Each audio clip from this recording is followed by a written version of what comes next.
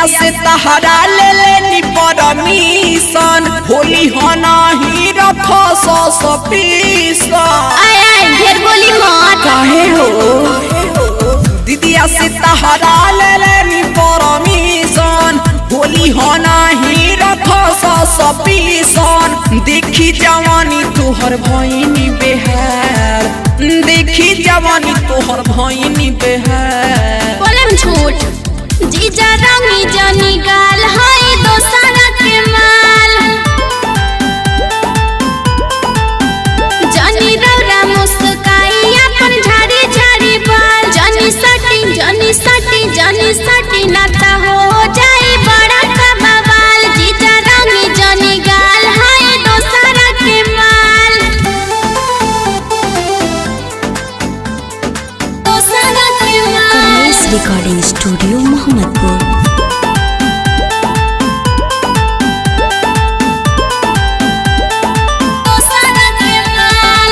होली में साली उठा लो न मजा दूसरा के आस छोड़ो बहिया में आजा।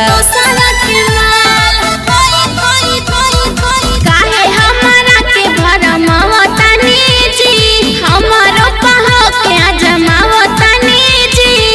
कके बाला चोरी रंग दे हो बड़ा पटक ना कके बाला चोरी रंग दे हो बड़ा। जीजा रंगी जानी गाल हाय दोसरा के माल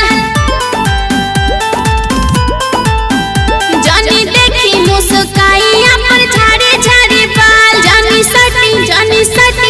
सटी नाता हो जाए बड़ा का बवाल। जीजा रंगी जानी गाल हाय दोसरा के माल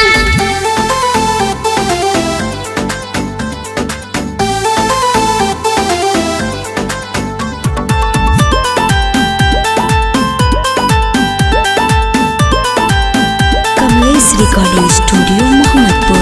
जब से चढ़ल बा फागुन महीना तोहरे सपना देखिले रोजीना। बोलम झूठ अरे सच हो यारा बाशु हमवा से प्यार बाटे जी ओकरा आगे सब लोग बेकार बाटे जी।